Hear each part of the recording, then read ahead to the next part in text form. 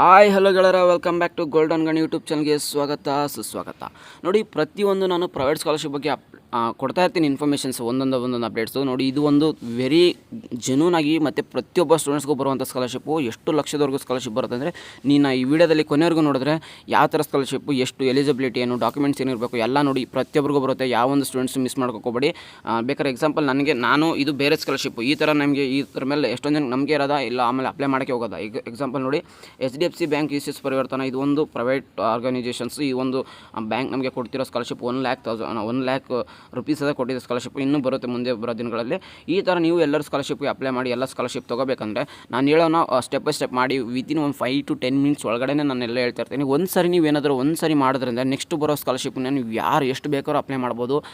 ಎಲ್ಲರಿಗೂ ಸ್ಕಾಲರ್ಶಿಪ್ ಬರುತ್ತೆ. ನೋಡಿ, ಯಾರು ಇದ್ರ ಮೇಲೆ ಹೋಪ್ ಇಲ್ಲಾರನೆ ಒಂದು 5 ಮಿನಿಟ್ಸ್ ಇರುತ್ತೆ, ಕಂಪ್ಲೀಟ್ ಫ್ರೀ ಇರುತ್ತೆ ಅಪ್ಲಿಕೇಶನ್ ಹಾಕೋಕ್ಕೆ. ಆದರೂ ಎಷ್ಟೋ ಜನ ಹಾಕೋಕ್ಕೆ ಹೋಗೋದಿಲ್ಲ. ನಾನು ಎಕ್ಸಾಂಪಲ್ ಅಪ್ಲೈಡ್ ಸ್ಕಾಲರ್ಶಿಪ್ ಮೇಲೆ ಕ್ಲಿಕ್ ಮಾಡಿದ್ರೆ ನಾನು ಎಷ್ಟು ಸ್ಕಾಲರ್ಶಿಪ್ ಅಪ್ಲೈ ಮಾಡಿದ್ದೀನಿ ನೋಡಿ. ಇಷ್ಟು ಸ್ಕಾಲರ್ಶಿಪ್ ನಾನು ಜಸ್ಟ್ ಒನ್ ಟೈಮ್ ಅಪ್ಲಿಕೇಶನ್ ಹಾಕೋಕ್ಕೆ ಅಷ್ಟೇ ಕಷ್ಟ.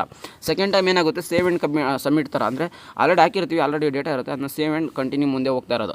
ಈ ಥರ ಇರೋದ್ರಿಂದ ನೀವು ಯಾವುದೇ ಕಾರಣಕ್ಕೂ ನಿಮಗೆ ಟೈಮ್ ಸೇವ್ ಆಗುತ್ತೆ. ಇದಕ್ಕೋಸ್ಕರ ಒನ್ ಟೈಮ್ ಕೇಳಿ, ಎಲ್ಲನೂ ಒನ್ ಟೈಮ್ ನೀವು ಕರೆಕ್ಟಾಗಿ ಹಾಕ್ಬಿಟ್ರೆ ನೆಕ್ಸ್ಟ್ ಟೈಮ್ ನಿಮಗೆ ಎಲ್ಲ ಈಸಿ ಆಗ್ಬಿಡುತ್ತೆ ಅಂತ ಹೇಳ್ತಾ, ಓಕೆ, ಈಗ ಅದ್ರ ಯಾವ ಸ್ಕಾಲರ್ಶಿಪ್ ಬಗ್ಗೆ ಹೇಳ್ತಾ ಹೋಗ್ತೀನಿ. ನೋಡಿ, ನಿಮಗೆ HDFC ಸ್ಕಾಲರ್ಶಿಪ್ ಬಗ್ಗೆ ಆಲ್ರೆಡಿ ಮಾಹಿತಿ ಕೊಟ್ಟಿದ್ದೀನಿ, ನೋಡಿಲ್ಲ ನಮ್ಮ ಚಾನಲ್ ಚೆಕ್ಔಟ್ ಮಾಡ್ಕೊಳ್ಳಿ. ಅದ್ರ ಬಗ್ಗೆ ಯಾವ್ದು ಇನ್ಫಾರ್ಮೇಷನ್ಸ್, ಎಷ್ಟು ಎಲಿಜಿಬಿಲಿಟಿ ಇರಬೇಕೆಲ್ಲ ಹೇಳ್ತೀನಿ. ನೋಡಿ, ಈಗ ತುಂಬಾ ಜೆನ್ಯೂನ್ ಆಗಿ ಕೊಡುವಂಥ ಸ್ಕಾಲರ್ಶಿಪ್ ಇನ್ನೊಂದು ಯಾವುದಪ್ಪ ಅಂದರೆ, ನಮಗೆ SB ಪ್ಲಾಟಿನಮ್ ಜುಬಿಲಿ ಆಶಾ ಫೌಂಡೇಶನ್ ಸ್ಕಾಲರ್ಶಿಪ್. ಇದರ ಡೆಡ್ಲೈನ್ ಬಂದ್ಬಿಟ್ಟು November 15 ಇದೆ. ಇನ್ನೊಂದು 15 ಡೇಸ್ ಇದೆ ಆರ್ಡ್ಲಿ.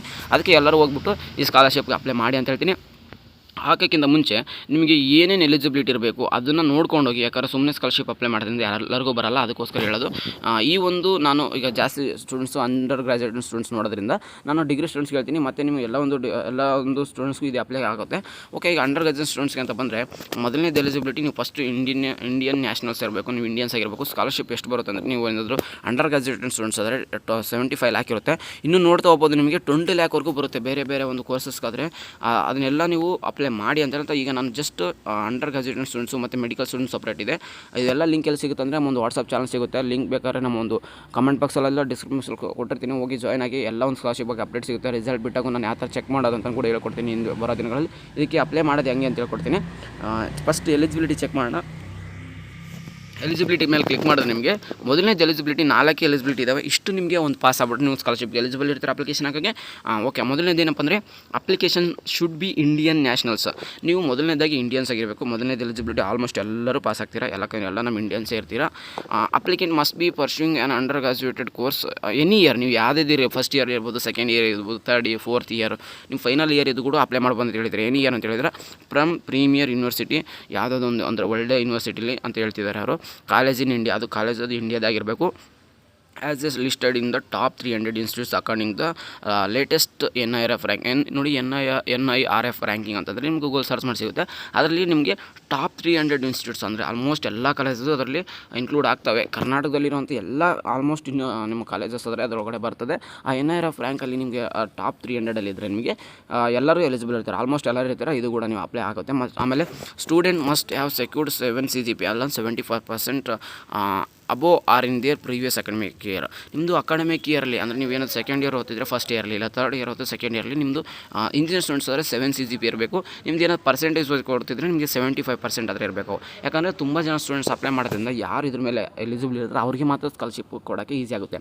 ಮತ್ತು ಇನ್ನೊಂದು ಏನಂದರೆ, the gross annually family income of the application must be up to 6 lakhs. ಅಂದರೆ ನಿಮಗೆ ಏನು ನಿಮ್ಮದು ಫ್ಯಾಮಿಲಿ ಇನ್ಕಮ್ ಇರುತ್ತೆ ಅದಕ್ಕೆ ನಿಮಗೆ ಅಂತಂದರೆ ನಿಮಗೆ 6 lakhಗಿಂತ ಮೇಲೆ ಇರಬಾರ್ದು, ಅದಕ್ಕಿಂತ ಕಡಿಮೆ ಇರಬೇಕು, ಆಯಿತಾ. ಅದಕ್ಕಿಂತ ಮೇಲೆ ಇದ್ದರೆ ನೀವು ಇದಕ್ಕೆ ಎಲಿಜಿಬಲ್ ಇರಲ್ಲ. ನೋಡಿ, ಈ 4 ಪಾಯಿಂಟ್ಸ್ ನಿಮ್ಗೆ ಆಲ್ಮೋಸ್ಟ್ ಎಲ್ಲರಿಗೂ ಎಲಿಜಿಬಲ್ ಇರುತ್ತೆ ಅಂತ ಅನ್ಕೊತ ಎಲ್ಲರೂ ಅಪ್ಲೈ ಮಾಡಿ.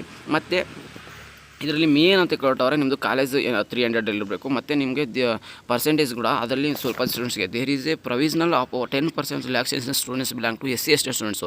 ನೋಡಿ, SC/ST ಸ್ಟೂಡೆಂಟ್ಸ್ ನೋಡ್ತಿದ್ರೆ ನಿಮಗೆ ಪರ್ಸೆಂಟೇಜ್ ಏನು ಗೊತ್ತಾ, 75% ಇದ್ರೂ ಕೂಡ ನಿಮಗೆ ನಡೀತದೆ. ಆಮೇಲೆ CGPA ಮ್ಯಾಟ್ರ್ ಅಂದರೆ ಇಂಜಿನಿಯರ್ಸ್ ನೋಡ್ಸಿದ್ರೆ ನಿಮಗೆ 6.30 ಅಷ್ಟು CGP ಎದುರುಗೊಂಡು ನಿಮಗೆ ಇದಕ್ಕೆ ಎಲಿಜಿಬಲ್ ಇರ್ತಾರೆ. ಆಮೇಲೆ 50% of the slots are reserved female. ಆಮೇಲೆ ಇದ್ರೇನು ಸ್ಕಾಲರ್ಶಿಪ್ ಕೊಡ್ತಾರೆ ಅಲ್ಲಿ 50% ನಿಮಗೆ ಫೀಮೇಲ್ಸ್ಗೆ ಕೊಡ್ತಾರೆ, ಇನ್ನು 50% ಎಲ್ಲ ಒಂದು ಏನು ಮೆರಿಟ್ ಲಿಸ್ಟ್ ಎಷ್ಟು ಅದರಲ್ಲಿ ಬಾಯ್ಸು ಬರ್ತಾರೆ ಗರ್ಲ್ಸು ಬರ್ತಾರೆ. ಅದರಲ್ಲಿ 50% ಮಿನಿಮಮ್ ಕೊಡಬೇಕು ಗರ್ಲ್ಸ್ಗೆ, ಅಂದರೆ ಇನ್ನೂ ಜಾಸ್ತಿ ಇರ್ಬೋದು. But 50% compulsory females. 100% ಫೀಮೇಲ್ಸ್ ಆಗ್ಬೋದು, ಬಟ್ ಆದರೆ 50% compulsory females.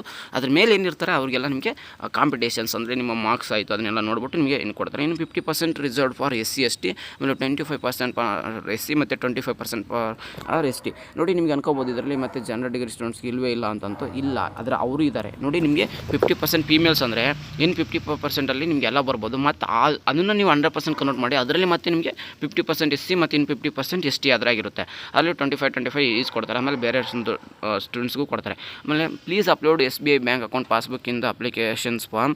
If you don't not have SBI bank account kindly open to before proceeding with the applications. Having SBI bank is mandatory for short listing. ನಿಮ್ಮದು SBI bank account ಇದ್ದರೆ ನೀವು ಇದರಲ್ಲಿ attach ಮಾಡಬೇಕು, ಇಲ್ಲಾಂದರೆ ಅಪ್ಲೈನ ಮಾಡಿ SBI ಬ್ಯಾಂಕ್ನ open ಮಾಡಿ ಅಂತ ಹೇಳ್ತಿದ್ದಾರೆ. ನಿಮಗೆ ಅಪ್ಲೈ ಅಂದರೆ ಓಪನ್ ಮಾಡ್ಕೊಳ್ಳಿ, ಯಾಕಂದರೆ 75,000 ಬರುತ್ತೆ ನಿಮಗೆ ಪ್ರತಿ ವರ್ಷ ಕೊಡ್ತಾ ಹೋಗ್ತಾರೆ. ಅದಕ್ಕೋಸ್ಕರ ಮತ್ತು ಡಾಕ್ಯುಮೆಂಟ್ಸ್ ಏನಿರಬೇಕಂದ್ರೆ mark sheet from previous academic year ಬಂದು 10 or 12 ನಿಮ್ಮದು ಪೋಸ್ಟ್ ಗ್ರಾಜುಯೇಷನ್ಸ್ ನಿಮಗೆ ಇರಬೇಕಾಗುತ್ತೆ. ಮಾರ್ಕ್ ಶೀಟ್ ಇರೋದು ಅದ್ರ ಇರಬೇಕಾಗುತ್ತೆ, ಅದು 75% ಇರಬೇಕಾಗುತ್ತೆ. ಆಮೇಲೆ ನಿಮ್ಮದು government identity proof Aadhaar card ಇದ್ದರೆ ಸಾಕು, ಮತ್ತು ಕರೆಂಟ್ ಇಯರ್ ಫೀಸ್ ರೆಸಿಪ್ಟ್ ಅದಿರಬೇಕಾಗುತ್ತೆ.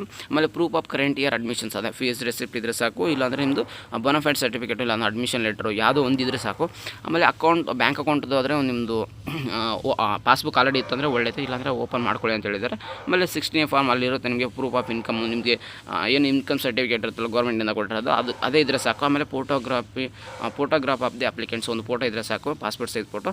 ಆಮೇಲೆ ಕ್ಯಾಸ್ಟ್ ಸರ್ಟಿಫಿಕೇಟ್ ಅದ್ರ ನಿಮಗೆ ಅದೇ ಹೇಳಿದ್ನಲ್ಲ ಫ್ಯಾಮಿಲಿ ಇನ್ಕಮು ಕ್ಯಾಸ್ಟ್ ಸರ್ಟಿಫಿಕೇಟು ಸ್ಟೂಡೆಂಟ್ಸ್ಗೆ ಸಪ್ರೇಟ್ ಬರುತ್ತೆ. ನೀವೇನಾದರೂ ಜನರಲ್ ಕ್ಯಾಟಗರಿ ಸ್ಟೂಡೆಂಟ್ಸ್ ಹತ್ರ ನಿಮಗೆ ಎರಡು ಒಂದರಲ್ಲೇ ಇರುತ್ತೆ. ಯಾವ ಥರ ಅಪ್ಲೈ ಮಾಡೋದಂದ್ರೆ ಏನಿಲ್ಲ, ಜಸ್ಟ್ ಇಲ್ಲಿ ಅಪ್ಲೈ ನೋ ಮೇಲೆ ಕ್ಲಿಕ್ ಮಾಡಿ ನಿಮಗೆ ಆಟೋಮೆಟಿಕ್ಲಿ ನಿಮಗೆ ಅಪ್ಲೈ ಅಂದರೆ ನೆಕ್ಸ್ಟ್ ಸ್ಟೆಪ್ ಕರ್ಕೊಂಡು ಹೋಗುತ್ತೆ. ಅಲ್ಲೆಲ್ಲ ಎಲಿಜಿಬಿಲಿಟಿ ಚೆಕ್ ಮಾಡುತ್ತೆ. ನೀವು ಇಲ್ಲಿಂದ ನೀವು ಸ್ಕಾಲರ್ಶಿಪ್ ಆದರೆ ಅಪ್ಲೈ ಮಾಡ್ಬೋದಾಗಿರುತ್ತೆ. ಇದಿಷ್ಟು ನಿಮಗೆ ಒಂದು ಈಗ SBI ಸ್ಕಾಲರ್ಶಿಪ್ ಅದೇ ಒಂದು ವೆಬ್ಸೈಟೆಲ್ಲ ಬಂದಿದೆ, ಇದನ್ನೆಲ್ಲ ಅಪ್ಲೈ ಮಾಡ್ಬೋದು. ಆದರೆ ಯಾವ ಒಂದು ಸ್ಟೂಡೆಂಟ್ಸು ನೀವು ಏನು ಎಲಿಜಿಬಿಲಿಟಿ ಇರ್ತೀರಲ್ಲ ನೋಡಿ ಕ್ಲಿಕ್ ಮಾಡ್ಕೊಂಡು ಅಪ್ಲೈ ಮಾಡಿ ಅಂತ ಹೇಳ್ತಾ ಈ ವಿಡಿಯೋದಲ್ಲಿ ಏನಾದರೂ ಇನ್ಫಾರ್ಮೇಟಿವ್ ಆಗಿತ್ತು. ಮುಂದೆ ಬರೋ ದಿನಗಳಲ್ಲಿ ತುಂಬ ಸ್ಕಾಲರ್ಶಿಪ್ ಬಗ್ಗೆ ಮಾಹಿತಿ ಕೊಡ್ತಾ ಇರ್ತೀನಿ. ಯಾಕಂದರೆ SBIನ ಕೊಟ್ಟ ಮೇಲೆ ಇನ್ನೂ ತುಂಬ ಸ್ಕಾಲರ್ಶಿಪ್ ಇದ್ದಾವೆ. ಎಲ್ಲ ಸ್ಕಾಲರ್ಶಿಪ್ ಅಪ್ಲೈ ಮಾಡೋಕ್ಕೆ ನಾನು ಮಾಹಿತಿ ಕೊಡ್ತೀನಿ, ಲಿಂಕ್ ಕೊಡ್ತೀನಿ, ಎಲ್ಲ ಅಪ್ಲೈ ಮಾಡಿ. ನಿಮ್ಮದು ರಿಸಲ್ಟ್ ಬಿಟ್ಟಾಗ ಯಾವ ಸ್ಟೂಡೆಂಟ್ಸ್ ಸೆಲೆಕ್ಟ್ ಆಗಿದೆ ಅದು ಕೂಡ ನಮಗೆ ತಿಳಿಸಿ. ಯಾಕಂದ್ರೆ ಪ್ರತಿ ವರ್ಷ ನನಗೆ ಸ್ಟೂಡೆಂಟ್ಸ್ ಈ ಥರ ಸೆಲೆಕ್ಟ್ ಆಗಿದೆ ಬ್ರದರ್ ಥ್ಯಾಂಕ್ ಯು ಅಂತ ಹೇಳಿದಾಗ ಆ ಒಂದು ಫೀಲ್ ಇರುತ್ತಲ್ಲ, ನಾನು ಹಾಕಿರೋ ಎಫರ್ಟ್ಸ್ಗೋದ್ರು ಒಂದು ವ್ಯಾಲ್ಯೂ ಸಿಕ್ಕಂಗಾಗುತ್ತೆ. ಹೋದ ವರ್ಷ ತುಂಬ ಜನ ಸ್ಕಾಲರ್ಶಿಪ್ ಸಿಕ್ಕಿದೆ, ಯಾಕಂದ್ರೆ ಇನ್ಸ್ಟಾದಲ್ಲಿ ಮೆಸೇಜ್ ಮಾಡಿದ್ರು, ಆಗ ಒಂದು ಪರ್ಸನಲ್ ವಾಟ್ಸಪ್ ಕೂಡ ಮೆಸೇಜ್ ಮಾಡಿದ್ರು. ಎಲ್ಲರಿಗೂ ಆಲ್ ದ ಬೆಸ್ಟ್ ನಾನು ಮತ್ತು ಕಂಗ್ರಾಟ್ಸ್ ಅಂತ ಹೇಳ್ತೀನಿ ಫ್ರೀ ಇಯರ್ಸ್ಗೆ ಒನ್ಸ್ ಅಗೇನ್. ಬಟ್ ಈ ಸ್ಕಾಲರ್ಶಿಪ್ ಬಿಟ್ಟವರೆ ನಾನು ಎಲ್ಲರಿಗೂ ಅದಕ್ಕೆ ಮುಂಚೆನೇ ಅಪ್ಡೇಟ್ ಮಾಡ್ತಿದ್ದೀನಿ. ಎಲ್ಲರೂ ಅಪ್ಲೈ ಮಾಡಿ, ಎಲ್ಲರಿಗೂ ಸ್ಕಾಲರ್ಶಿಪ್ ಬರಲಿ. ಯಾಕಂದರೆ ಇದು ಒಂದು ದೊಡ್ಡ ಆರ್ಗನೈಸೇಷನ್ ಕೊಡೋದ್ರಿಂದ ನನ್ನ ಮನೆಯಿಂದ ಕೊಡ್ತಿಲ್ಲ, ಯಾರು ಕೊಡ್ತಿಲ್ಲ. ಇದು ಫ್ರೀ ಆಗಿರೋದ್ರಿಂದ 4 ವರ್ಷ ನಿಮಗೆ ಎಷ್ಟೋ ಒಂದು ಸ್ಕಾಲರ್ಶಿಪ್ ಸಿಗೋದ್ರಿಂದ ನಿಮ್ಮ ಒಂದು ಎಜುಕೇಷನ್ಲಿ ಒಂದು ಒಳ್ಳೆ ಇಂಪ್ಯಾಕ್ಟ್ ಆಗುತ್ತೆ ಅಂತ ಹೇಳ್ತಾ ಸಿಗೋಣ ಗಾಯ್ಸ್. ನೆಕ್ಸ್ಟ್ ವಿಡಿಯೋದಲ್ಲಿ ಇನ್ನೂ ಒಂದು ಒಳ್ಳೆ ಸ್ಕಾಲರ್ಶಿಪ್ ಬರುತ್ತೆ ಆಯಿತು, ಒಳ್ಳೆ ಇನ್ನೂ ಇನ್ಫಾರ್ಮೇಷನ್ಸ್ ಇದೆ ಸಿಗೋಣ ಅಂತ ಹೇಳ್ತಾ ಇನ್ನೂ ಚಾನಲ್ಗೆ ಸಬ್ಸ್ಕ್ರೈಬ್ ಆಗಿ ನೋಟಿಫಿಕೇಷನ್ಸ್ ಆನ್ ಮಾಡ್ಕೊಳ್ಳಿ. ಹಾಗೆ ನಿಮ್ಮ ಫ್ರೆಂಡ್ ಜೊತೆ ಶೇರ್ ಮಾಡಿ. ಹಾಗೆ ನಮ್ಮ ಒಂದು ವಾಟ್ಸಪ್ ಚಾನಲ್ ಕೂಡ ಜಾಯ್ನ್ ಆಗಿ. Take care guys, love you, tata, bye.